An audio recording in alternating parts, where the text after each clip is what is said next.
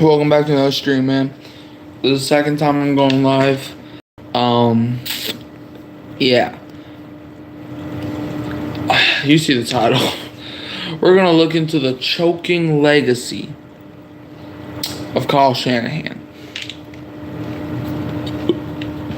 Man.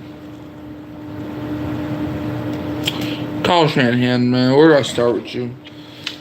So he bounced around.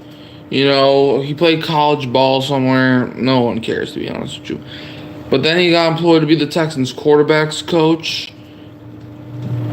And then he was an OC for Washington, I'm pretty sure. Man, Kyle Shanahan. Where do I start with this guy? So, Kyle Shanahan was able. So he was I'm pretty sure he was the offensive coordinator for the Atlanta Falcons in 2016. We gotta go in where the Atlanta Falcons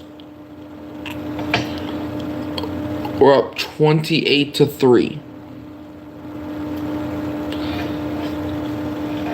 But in order to look at that game, we gotta rewind a bit. So, let's get started. Kyle Shanahan. He was the Texans quarterback coach, right? And was it Matt Castle that he coached?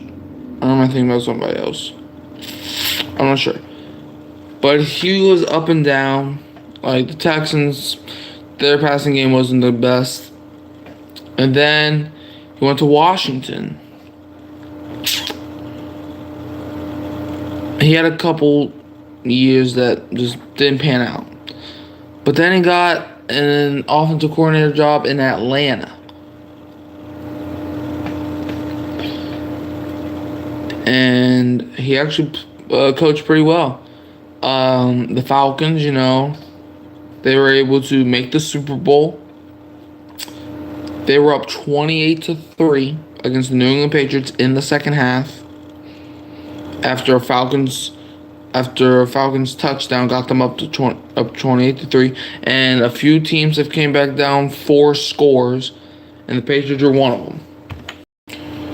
This became the 28-3 game, where we have one viewer watching. Shout out to you.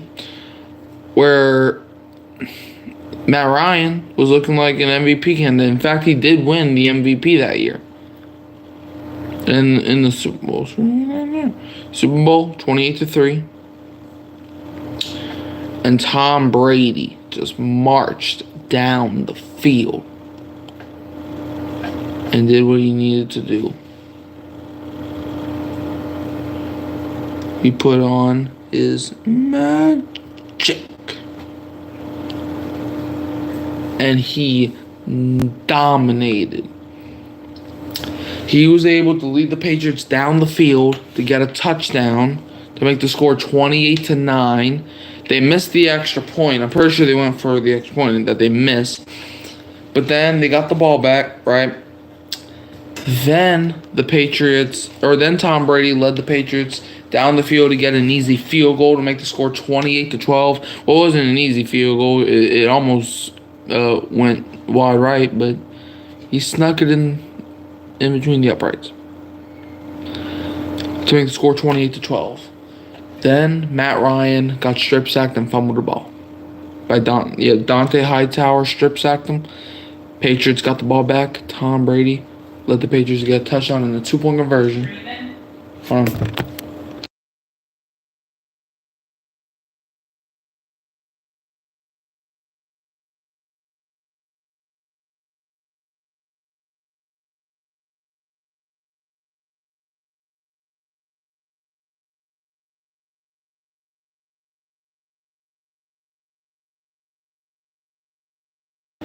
Alright, yeah. Sorry guys. But yeah, the Patriots, right? Tom Brady made them get a touchdown and a 2-point conversion to put the score up to 28-20. Then what happened next is just a miracle. The Falcons were in field goal range. Julio Jones was dominating. He was a one-man wrecking crew with Matt Ryan. And oh boy, man. Oh boy. When I tell you what happened next, the Falcons got like 2 or 3 straight penalties that took them out of field goal range. And the Atlanta Falcons, the New England Patriots went down the field, scored a touchdown and a 2-point conversion to tie the game at 28. And then the game went to overtime. The Patriots got the ball first and never looked back.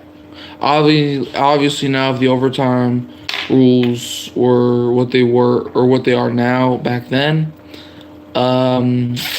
maybe the Falcons have a chance, but let's be honest, they're probably going to lose anyway because Kyle Shanahan don't know no overtime rules. So the Patriots marched right down the field, got an easy touchdown from James White to win the Super Bowl. And then he goes on to be the head coach of the San Francisco 49ers.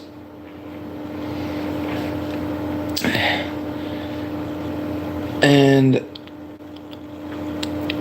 the 49ers, they're a subpar team. Like they were solid. Well, they weren't solid. They were garbage. But then they drafted Nick Bosa with the 2nd overall pick. He was amazing. Jimmy Garoppolo was playing like an MVP. Man. Their running game, best in the NFL. That got them to the Super Bowl. And their defense, one of the best. But the 49ers, they struggled with teams that they're supposed to be handling. So, we don't really know how well they would do in another but guess what? The 49ers, though, they made the Super Bowl. With a 13-3 record, they made the Super Bowl, taking on the Kansas City Chiefs. And they were amazing in the first 3 quarters. At halftime, it was 10-10, but then the 49ers scored the same amount of points that they scored in the first half in the third quarter to go up 20-10. The 49ers were up 20-10 with 15 minutes left. The 49ers are 15 minutes away from their 7th Super Bowl. Kyle Shanahan's first since blowing that 20-3 lead. I'm sure by the title you know what's going to happen. The Chiefs have a 3rd and 15, and I remember where I was watching that game. That was that would have been in 2020, and I started watching football in 2018. So that was the 3rd Super Bowl I ever sat down to watch. That was the first Super Bowl I ever sat down to watch that didn't involve the Patriots. And it was a classic. So it's 3rd and 15 for the Chiefs. If the 49ers stop them,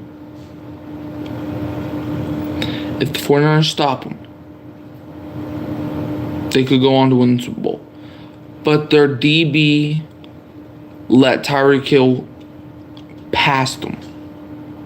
First down, and then later that drive, the Chiefs scored a touchdown.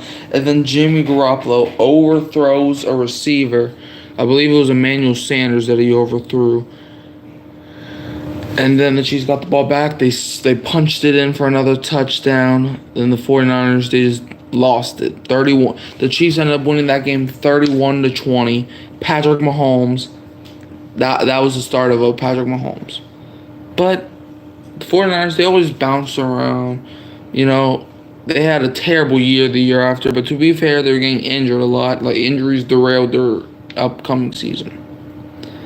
But then they would always make the playoffs, right?